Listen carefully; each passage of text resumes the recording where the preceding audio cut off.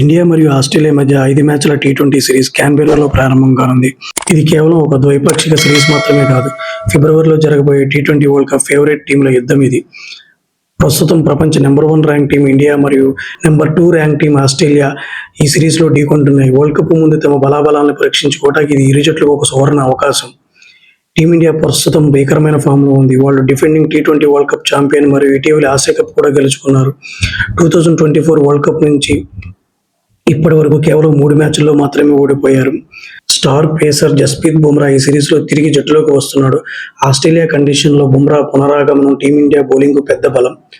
Asia కప్లో spin heavy టీంతో ఆడిన ఇండియా ఆస్ట్రేలియాలో పేస్ అటాక్ను బలోపేతం చేయనుంది. బుమ్రాతో పాటు హర్షదీప్ సింగ్ ఖచ్చితంగా ఆడతాడు. వన్డేల్లో రాణించిన హర్షిత్ రాణా కూడా జట్టులోకి రావచ్చు. టీమిండియా అతిపెద్ద ఆందోళన కెప్టెన్ సూర్యకుమార్ యాదవ్. 2024 ప్రథమార్థంలో నెంబర్ 1 టీ20 బ్యాటర్గా ఉన్న సూర్య 2025లో దారుణంగా విఫలమవుతున్నాడు. చివరి 14 ఇన్నింగ్స్లో ఒక్క హాఫ్ సెంచరీ కూడా చేయలేదు. ఇక ఆస్ట్రేలియా 2024 వరల్డ్ కప్లో ఇండియా చేతిలో ఓటమి తర్వాత ఆస్ట్రేలియా తమ ఆటతీరును పూర్తిగా మార్చేసింది.